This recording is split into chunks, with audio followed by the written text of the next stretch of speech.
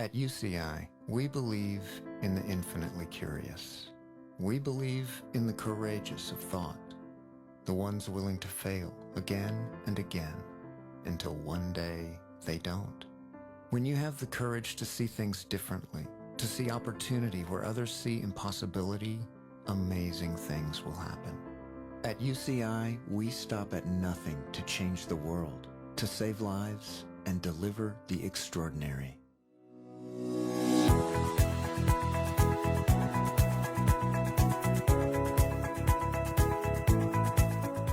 Hello and thank you for joining us today. I'm Paul Stover, President of the OC Forum, a nonprofit, nonpartisan organization dedicated to providing a civil public space focused on events that impact our community. Our goal is to facilitate extraordinary programs with visionaries, connections, conversations, and solutions. On behalf of the entire OC Forum Board, we'd like to thank you for joining us for the Future of virtual program series made possible by presenting sponsors UCI and UCI Health. With the support of all our generous sponsors and viewers like you, the OC Forum has been able to provide great virtual conversations with completely open access to the entire community. If you are able, we would appreciate your donation or membership so that we may continue to provide these timely programs. We look forward to your continued partnership as we celebrate the OC Forum's 30th anniversary throughout the year. Because without your support, our public service programming simply would not be possible. Thank you again for tuning in, and we hope you enjoy today's program. And don't forget to have a great OC Day.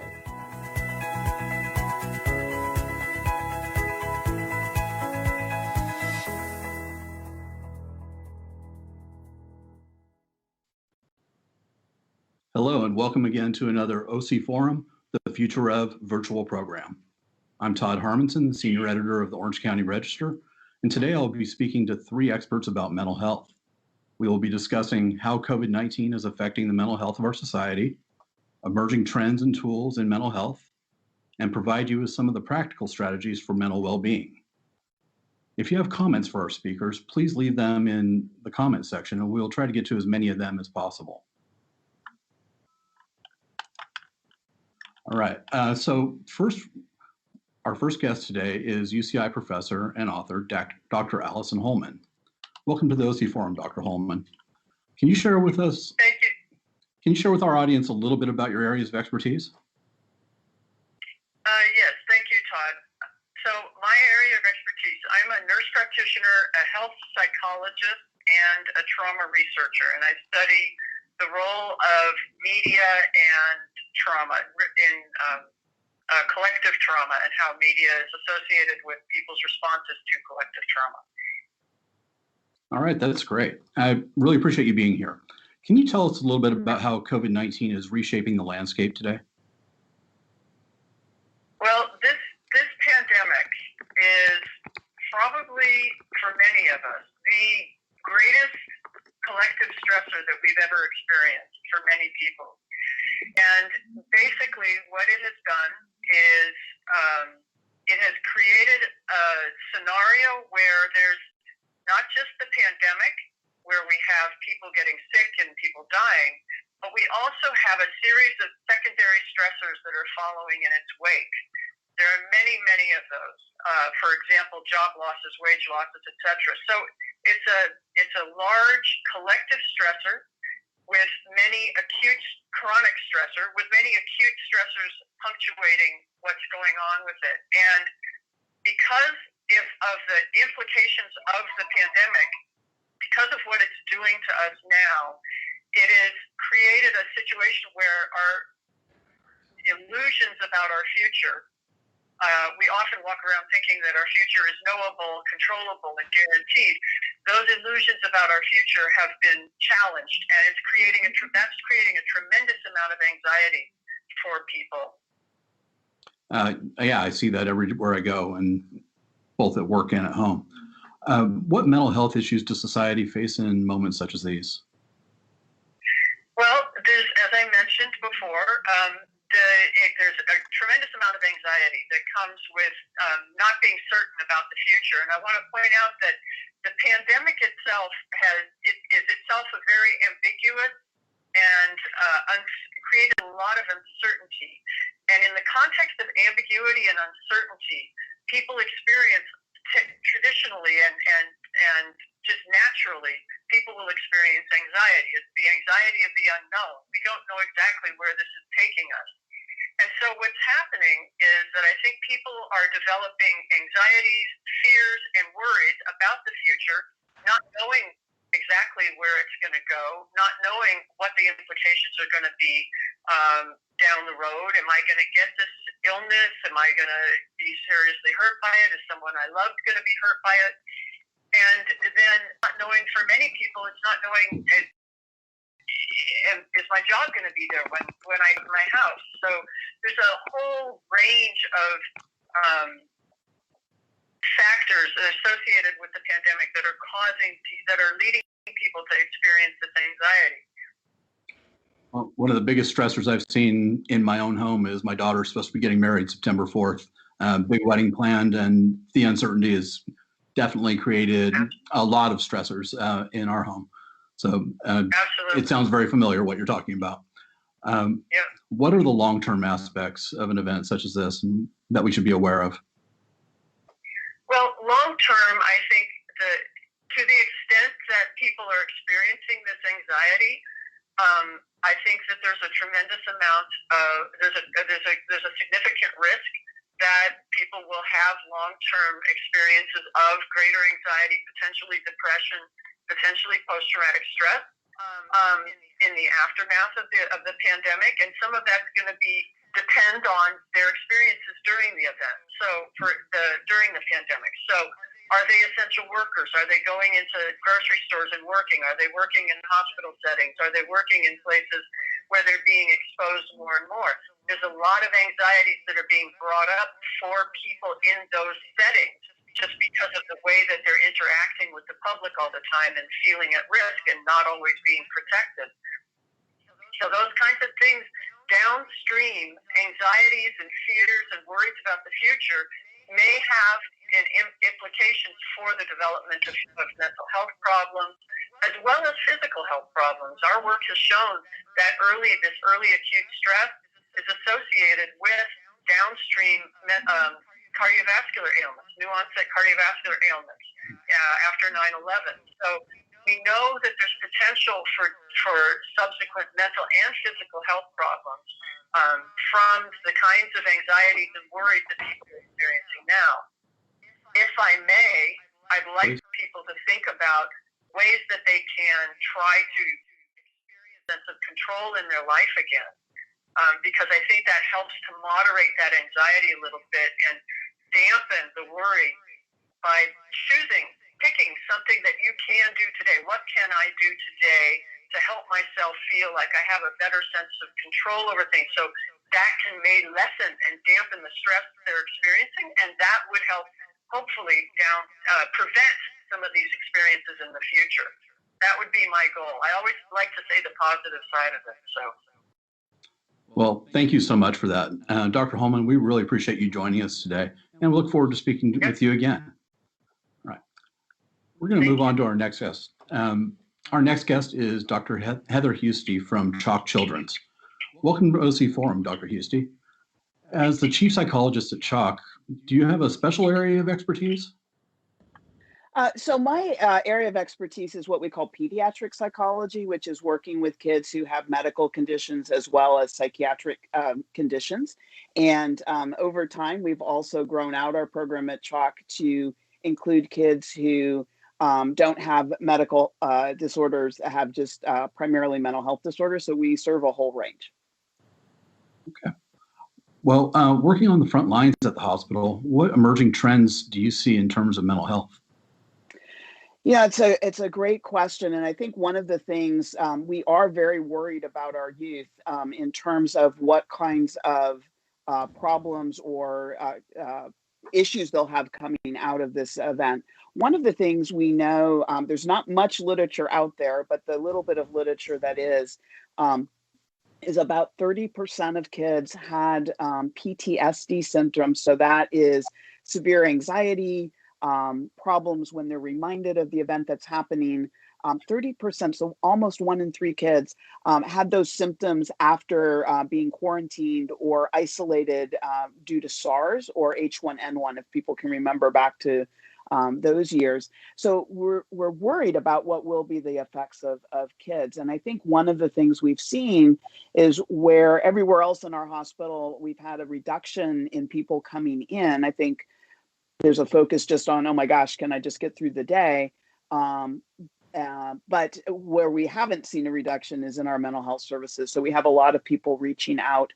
We've seen increases, some crisis lines that serve teens have seen increases of almost 1,000% in calls since COVID started. We also worry because one of the places that kids who have mental health concerns are sort of picked up is in school, right? And so what we've seen is a very large decrease in the amount of kids coming into our emergency department because of psychiatric concerns. But what we've seen, sadly, is an increase in kids going into our mental health inpatient unit and making some rather serious suicide attempts. So I think there are some indicators that make us worry. I think the other thing that makes us worry is we're seeing, according to the Orange County Sheriff's Department, an increase in calls about family violence, about domestic violence. And when you think about kids being in a home that they're, during the year when they're school, they can be out of the home for a period of time. If they're stuck in the home with that kind of violence happening in the home, that also can increase anxiety and difficult problems. So there are those indicators that that worry us a little bit. Okay, did you have some slides that you wanted to share with us? I did have a little bit of data, but you know what? We can go ahead. If we can pull those up, that's great. And if we don't have those, we can keep going. All right, I think our mission control is going to take care of that for us. All right, excellent. I always appreciate that. Thank you, Mission Control. So I think those slides do talk a little bit about just the information of what we're seeing in the county. And I'm going to apologize because I cannot see the first slide. So even though I know it's my slide, yeah, I'm not entirely sure what it's saying. But I would say if we can advance to that third slide, I can talk a little bit about what are some of the things that Choc Childrens is doing. So one of the things that's been, I think, a question for all of us is, oh my gosh, we've got to do everything as much as we can via telehealth, right? Like this forum, where normally we'd all be together and having a lovely lunch. We're now joining each other via video. So we actually were able to change our entire department from in-person care to telehealth care in about 10 days. So as you can imagine, that was a pretty large uplift. But we were really committed to being able to not have a break in services for our families and kids. And I think what we found is it's a whole new world. And there's some nice innovations that we can do with families. So one of the things we found is our no-show rate has actually dropped precipitously. I think in part people are home, but secondarily, I think it's so much easier to jump on a call than it is like, oh, I have to get on a bus and come, or I have to get in my car and I can't leave work and oh my gosh. Whereas this way I can just jump on the call and it's so much more convenient. So we find that that's been really helpful. For our families that have economic disadvantages, we do have some specialized programs where we've been able to connect them to food banks. We've been able to help shore up their ability to participate via telehealth in terms of minutes, Wi-Fi, things like that. And once we got everything switched over, then we were kind of like, okay, how do we make it work? And, when you think about kids in particular, especially younger kids, sitting here like this, having this conversation, as you can imagine, that lasts for about 5 minutes, and then I want to go and do something fun. So we've had to really be creative in how do we engage children. So we've done things like, let's have a scavenger hunt. And so the kid, we send kids throughout the house to pick up things. We found it to also be helpful because we can say things like, hey, where do you keep your medicine? Come and show me. Hey, maybe we have a better place, or maybe we can manage these things in a better way. And it's allowed us to create some new groups. So we've created some new programming. One of the things we're really excited about that we'll be starting soon is a group for parents who primarily speak Spanish and have children in the home who have some kinds of behavioral problems. And as you can imagine, being quarantined together with a child who has trouble controlling their behavior, that can be very stressful. So we're actually creating a parenting group to help support parents and talk about ways. The other thing we've done, and you guys can go to choc.org to access these, is we've created, I think we have about 12 to 14 different pieces of information up for parents on your child about COVID. How do you manage your child's disappointments? We're going to have one coming up shortly, which I think will be really helpful as we venture out into the world again, about how to get your child to wear a mask. Because for a lot of kids, that's like, yeah, I'm not putting that on my face.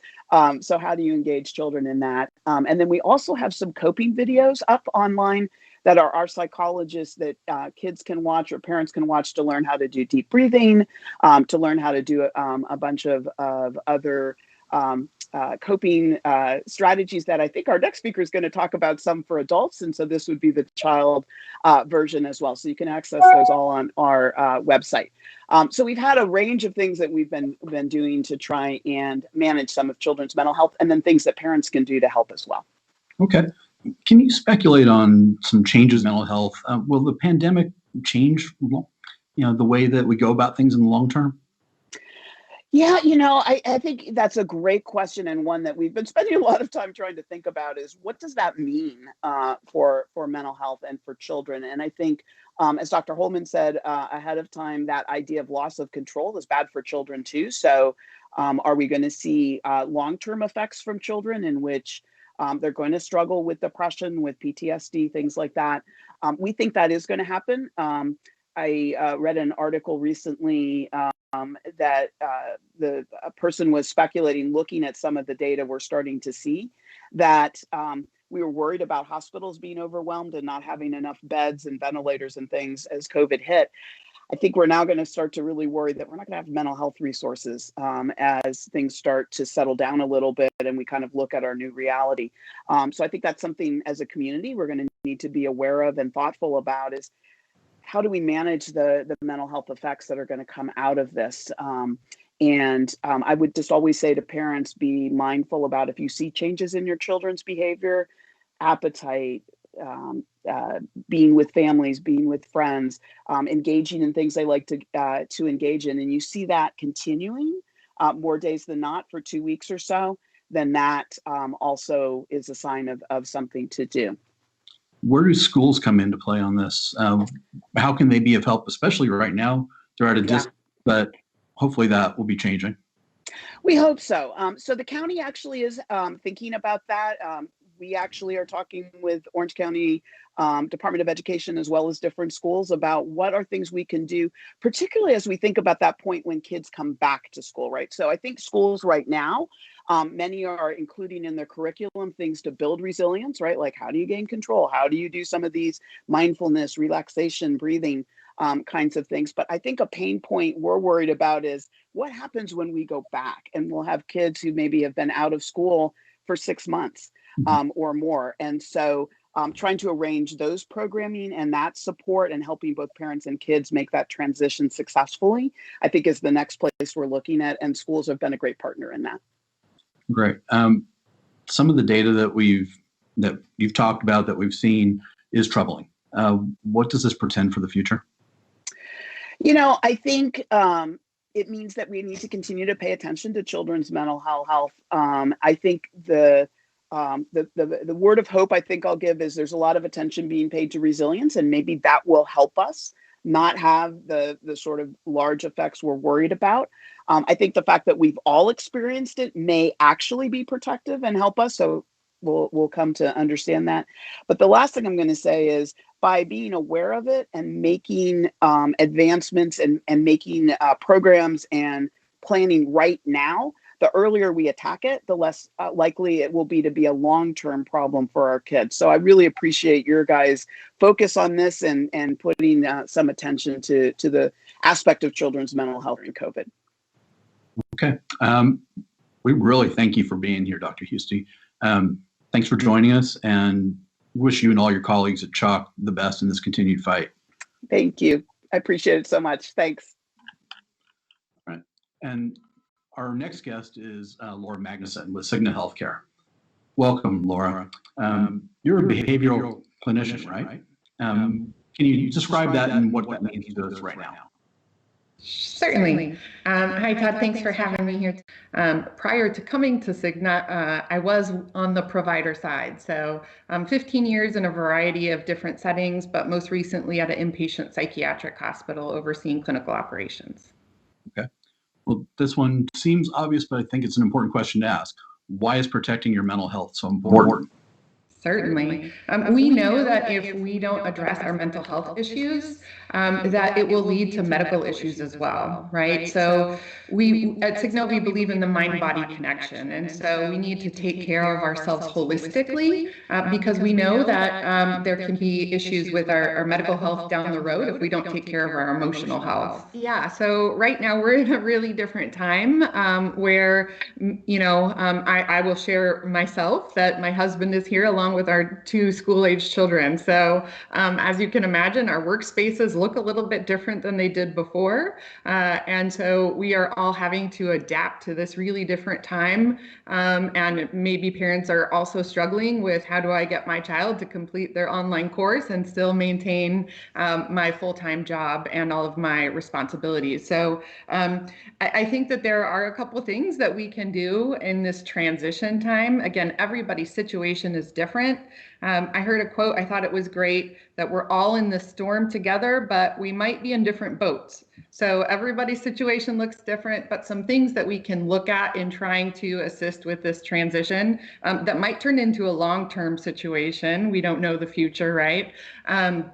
But really, setting a schedule. And trying to maintain, it was mentioned earlier by Dr. Holman that let's try to control what we can. And so if we can set a schedule and get in a routine and everyone in your household really understand what that looks like, that's really going to alleviate some of the stress in your household and give some times of certainty in a really uncertain time. Yeah, I've got 2 teachers in my household, and both are having to stream. I'm having to do my thing. So I've taken advantage of journalists being considered essential workers, and I'm in my office a lot of the time. I've got my own place. I social distance. I need it. Right. What about children? Are there special strategies to protect them? Yeah, I think, again, we don't know anything. So if we can keep some routine, that's going to be helpful for them, letting them understand what the expectations are. And really letting them know that we are doing everything we can because we want folks to be healthy. So they might have some fears, and really, asking them how they're feeling about the situation and, just speaking at their level. And it's okay to say, we don't really know what the future holds, but we're going to get through it together.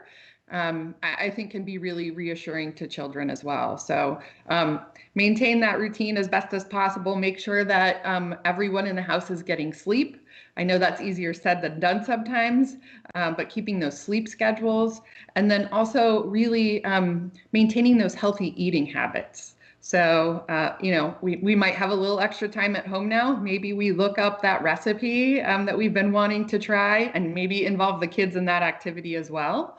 But yeah, really just trying to maintain some kind of routine and expectation for kids in this time of uncertainty. So actually make sure they get out of their pajamas. Right. Forces mom and dad to do it too, I guess. If someone needs help during this time, what would you recommend? I'm sorry, I missed the first part. if someone needs help right now, what would you recommend? Sure. So it kind of depends what help looks like to that person. So really, we want to make sure that we're staying connected to as best we can, right? With social distancing, maybe it's Zoom talks, maybe it's having distance away from each other. Whatever your community is supporting at the current moment is really going to be helpful. We want to stay connected. But if other individuals feel like they start to get overwhelmed and they really don't know what to do, there are so many resources that are available out there right now. So one that I would encourage folks to explore would be if they have an EAP, an employee assistance program. Those are free programs for employees to take advantage of. And, we've moved to this virtual situation as well. So you can get that mental health support virtually now. Sometimes provider access can be an issue, but this virtual component is really a solution to that piece as well. Also, lots of different resources available. If you go to cigna.com/COVID, lots of different reading articles, and you don't have to be a Cigna customer to access that website either. I want to be clear about that. We've also opened up our 1-800 line. If you wanted to talk to a licensed clinician, you can access that resource as well. So I know there's so many different opportunities out there, as well as different platforms. So I know it was mentioned earlier, we talk about exercise as well, maybe even checking out a YouTube video, taking up a new hobby that you hadn't thought of before. So lots of different self-help mechanisms that we can access virtually, and maybe now we have a little more time to access them. I hear that from people. I've been working more than ever as a newspaper editor, but the notion of a hobby sounds great. I've read books though. Yes. Well, Laura, thank you so much for joining us. I really appreciate you taking the time, and these strategies were really helpful. Great. Thank you for having me. Thanks. All right. Well, that's what we have for you today. If you do want to post a question, we'll be sharing answers through the day. So maybe think about what you heard here and let us know. I'm Todd Harmonson, again, from the Orange County Register, and I look forward to seeing you for our next program. It'll be The Future of the Economy Part 2, featuring Mira Farka of Cal State Fullerton. Go Titans. Thursday, May 28th at noon. All right. Thank you for joining us today, and a special thanks to all our OC Forum sponsors. Goodbye, and to quote a favorite TV show of mine from the 80s, let's be careful out there.